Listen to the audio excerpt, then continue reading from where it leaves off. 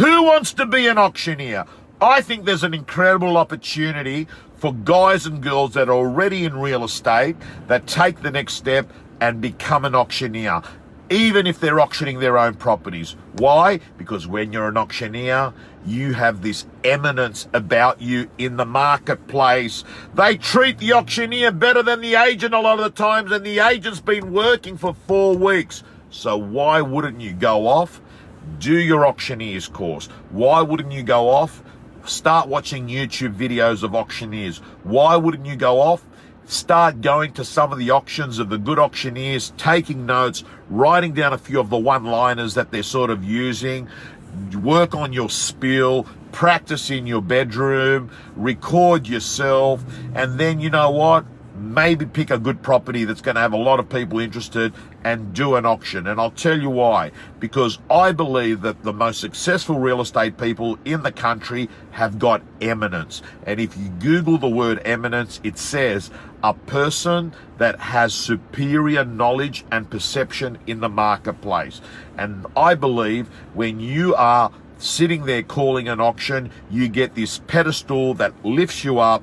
People are listening to you, and I've got to say to you, that is something that's going to help you build a true attraction magnetic business and build your profile to get people on the shopping list, and it's going to help you. And I can tell you there are great real estate agents that do their auctions around Australasia. In Melbourne, may I say to you that the majority of real estate agents do their own auctions, and a lot of you are saying, but Tom, aren't you actually putting yourself out of a job by telling people to do this? Yes and no. Yes, because I always tell people the right thing, not the thing that's in my best interest. And the second thing is, there's always going to be properties that I think that the agents aren't going to want to do themselves, and they'd rather get an auctioneer to do it. I would like you to build your personal brand. And I know that real estate auctioneers that are watching this are saying, oh, but Tom, you know, it's not the same. A good auctioneer, yes, I get it. There is a difference between a good auctioneer and a bad auctioneer. But I've got to say to you, man, realistically, hey, you know what? If you know the product inside out, if you've got a bit of confidence, if you've done a bit of training and rehearsal, it is not as difficult as what people think it is.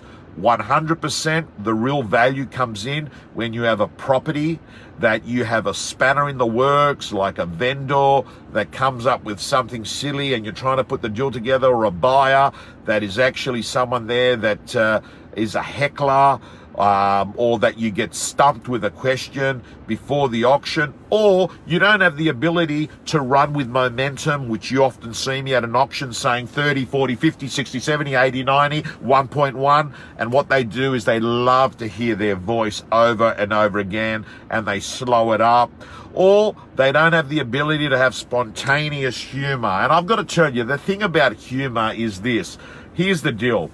If you actually try and have the jokes created before the auction, they're not as funny.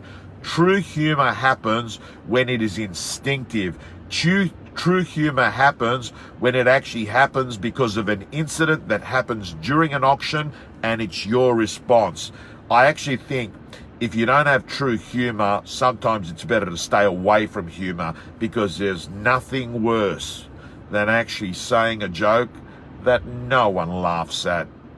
Guys and girls, I'm going to head home now. I want to let you know that I've started. I've been really excited because I've been given the go-ahead to train hard again, and I've started training my butt off, and I've been going to something around the corner from my home called Orange Theory, and I post occasionally my results. They have a heart rate monitor that goes on your arm.